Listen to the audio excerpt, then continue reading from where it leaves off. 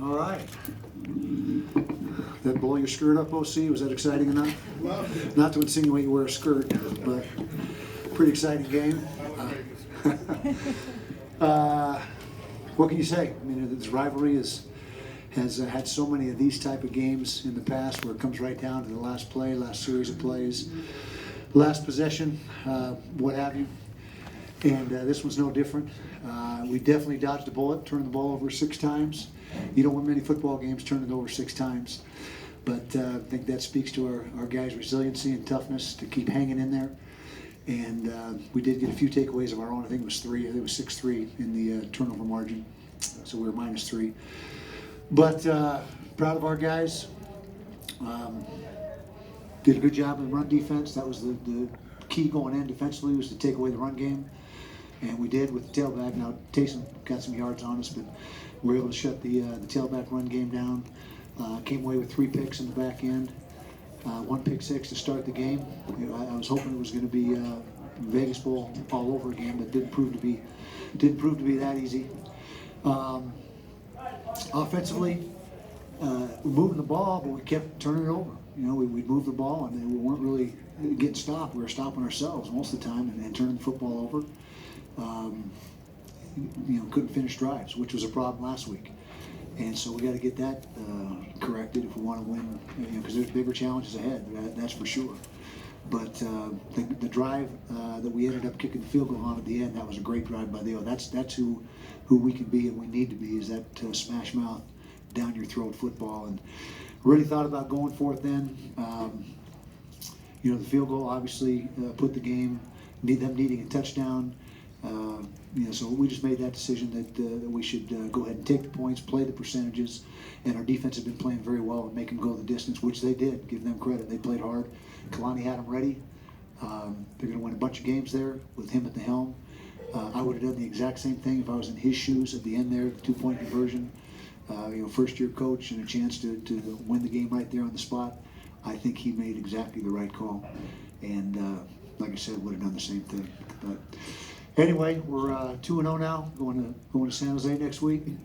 Got to try to finish off the non-conference the right way, and then it's Pac-12 from then on. So, questions? The play call that BYU ran on the 2-point try, was that what you expected? Yeah, I expected that. We expected that. Talked to Scally, and that's what we were anticipating. And we loaded up the box, loaded up the line of scrimmage, and brought them all. And we missed. The first guy missed. Can't remember who that was, but I think it was Hunter Dimmick that terminated it there at the end. Was there a different feel to this rivalry game than in the past? Yeah, it sure was. It was a little different feel, particularly the week leading into it. You know, with my relationship with Kalani, and I know that's been talked about ad nauseum for the last week. But you know, we're very close friends, and so it would definitely put a different feel on it. You alluded to the final drive for your offense already, and a lot of success for Zach Moss. Yeah. Did he make a case for himself tonight? He did. He made a case that he's a darn good football player, and he's got a lot more in the tank than that. He's still out of shape. He was unable to play up until this week, so he hasn't had a lot of time to condition. But once he gets himself in condition and gets himself right, he's going to be a very good player, as you saw a glimpse of tonight. What did you tell your team about the turnovers? While they were happening, or afterwards, or what? All of the above. Okay, well, while they were happening, I let them know we weren't real happy about it, and that you got to hang on to the football. And Joe fumbled early. We sat him the rest of the first half, then gave him another opportunity in the second half, and he came away with some good runs. The punt that we fumbled, probably should have fair caught it, but don't really put it all on Booby. The blocker bled into him. He got pushed back into him and obstructed him a little bit. We don't teach that. We teach you to give the returner 5 to 7 yards of cushion, and if you're bleeding into him, get the heck out of the way. So we got to continue to teach that and get that corrected. But I told him after the game, we dodged the bullet, because you're not going to win many games against quality opponents turning the ball over 6 times. It's just not going to happen. Was there a decision to not go with Trey McCormick in the second half? No, he got some reps in the second half. He got some reps, didn't get many carries. I don't know if he got any carries, but he was in the game. And, we just, Zach Moss, when he got a little bit of momentum there, we just stuck with him. What were your thoughts on the 2 ejections by BYU? Well, by the rule, the way it's written, the way it's interpreted, the way it was explained to us all off season by the officials, I think they made the right calls. And you hate to say that because football has changed so much in the last 10 years. It's hits that were routine 10 years ago, and it's for the safety of the players. And I understand that, and I get it.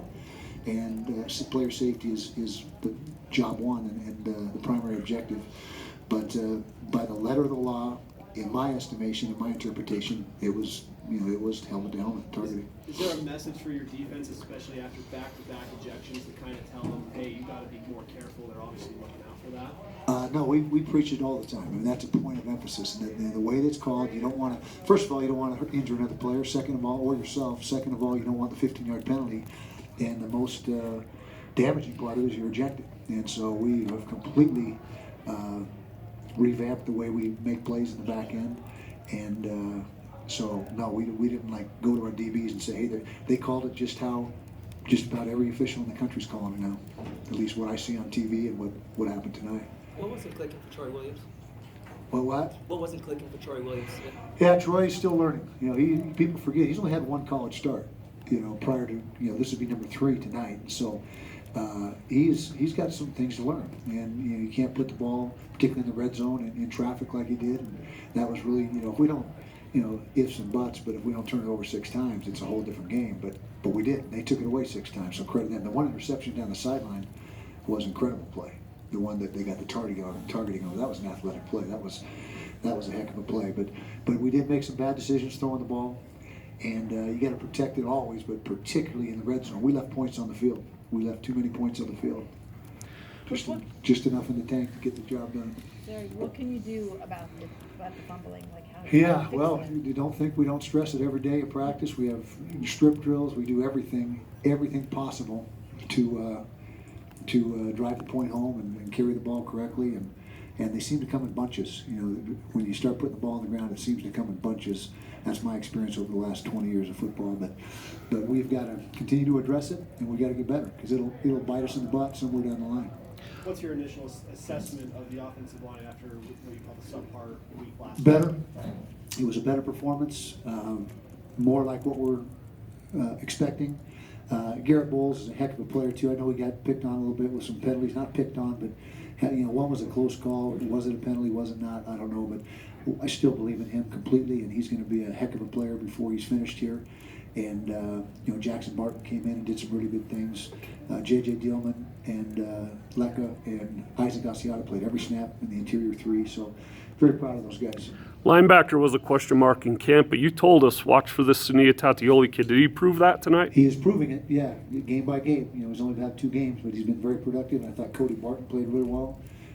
Could have had an interception there that would have terminated the game in that last drive. It went right through his hands, and then Sunia had a sack. You never jump on a sack. When you're bearing down on the quarterback, you don't jump. You stay on your feet and try to run through them and keep your hands up. And so that was something that we got to continue to emphasize. But both of them are very productive. They were productive last week and this week. Before you look at tape, go ahead, Sean. We saw more of Kavika because of personnel groupings. You had 4-3 in there a lot. Right. At first glance, what do you think of his performance? Not bad. If you were watching close, we also used Kylie Fitz at that same spot, that stud linebacker spot early in the game. And then he went down, and we didn't have him in the second half. But both those guys, because they had used a ton of that personnel group versus Arizona last week, and so we knew we were going to get some of it. We didn't expect the dose that Arizona got, and we didn't get that dose. But we had a 43 package that was ready to go, and try to stop the run primarily out of that, and we did. I think we did a good job. Before you review the tape, how do you feel your offensive line rebounded? Pretty good. I think we can get even better and more physical, but much better than last week. Kylie Fitz, you said he couldn't play the second half. Any concern that stretches out? Yeah, it's a definite concern, but we'll get a better evaluation tomorrow. There's got to be a follow-up tomorrow and see what we got. Did this victory feel different than in years The past? last 5? Yeah. In a row? No, it felt great. They all feel good. I mean, anytime you play your rival, it's satisfying, and 6 in a row. It's been since 1964 since Utah's won 6 in a row in this series, and so that's 50+ years.